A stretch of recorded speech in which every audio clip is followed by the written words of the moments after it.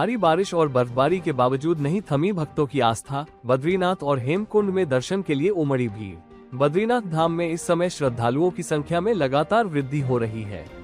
मंगलवार को 23,659 श्रद्धालुओं ने दर्शन किए, जिससे कुल संख्या 5,61,222 तक पहुंच गई है। यहां मौसम में बदलाव और चोटियों पर हिमपात हो रहा है। हेमकुंड साहिब में पिछले 3 दिनों से रुक रुक कर बर्फबारी हो रही है। मंगलवार को 7,953 सिख श्रद्धालु यहां पहुंचे, जो इस बार का सबसे अधिक आंकड़ा है। अब तक कुल 28,306 श्रद्धालु मत्था टेक चुके हैं। प्रधानमंत्री करेंगे चिनाब पुल का उद्घाटन, वंदे भारत ट्रेन को दिखाएंगे हरी झंडी। प्रधानमंत्री नरेंद्र मोदी शुक्रवार को दुनिया के सबसे ऊंचे railway arch bridge Chenab rail पुल का उद्घाटन करेंगे और जम्मू कश्मीर के कटरा तथा श्रीनगर के बीच वंदे भारत ट्रेन को हरी झंडी भी दिखाएंगे।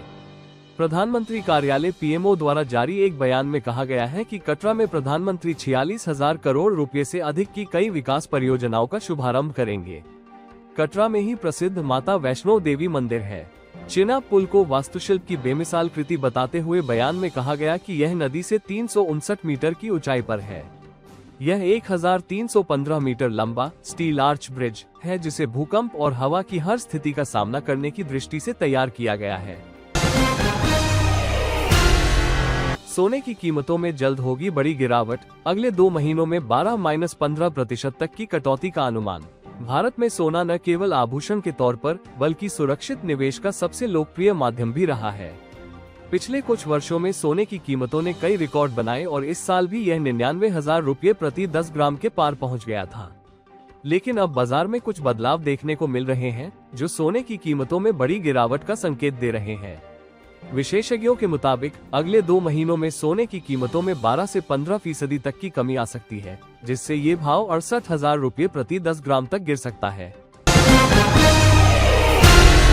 भारतीय अर्थव्यवस्था 2047 तक 30,000 अरब अमेरिकी डॉलर के करीब होगी। अमिताभ कांत।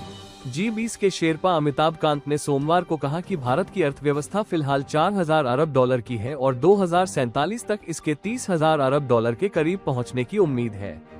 उन्होंने कहा कि देश को युवा आबादी का भी लाभ मिलेगा। अंतर्राष्ट्रीय हवाई परिवहन संघ IATA के राष्ट्रीय राजधानी में आयोजित एक सत्र में उन्होंने यह बात कही।